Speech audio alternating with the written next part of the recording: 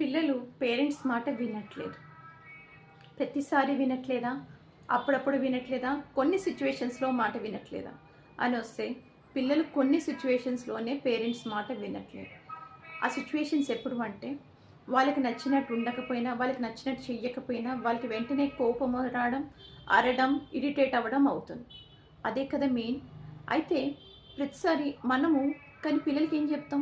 ఎప్పుడు మాట వినట్లేదని చెప్తాం. సో, ఈసారి నుంచి మనం పిల్లలకి ఏం చెప్తామంటే, వాళ్ళు మాట వింటున్నప్పుడు ఓకే. మాట విననప్పుడు కూడా ఏం చెప్తామంటే, నాన్న అన్ని చోట్ల బానే వింటున్నావు. ఇలాంటి చోట అంటే నువ్వు ఒక్కొక్కసారి కోపం వస్తుంది కదా! అని మనం పేరెంట్‌గా వాళ్ళకి ఎక్స్‌ప్లెయిన్ చేయడం. మంచిది అంటే ఇది తింటే ఇది హ్యాబిట్. నువ్వు ఇలా ఉంటే ఇలా బావుంటది అని మనం చెప్తా ఉంటే వాళ్ళు నేర్చుకుంటారు. అంతేకాని వాళ్ళు చిరాకుగా కోప్పడితే మనం పేరెంట్‌గా మనం కూడా అలాగే కోప్పడిపోతే అప్పుడు డిఫరెన్స్ ఏముంది? ఇద్దరికీ కోపం వచ్చినట్టే కదా!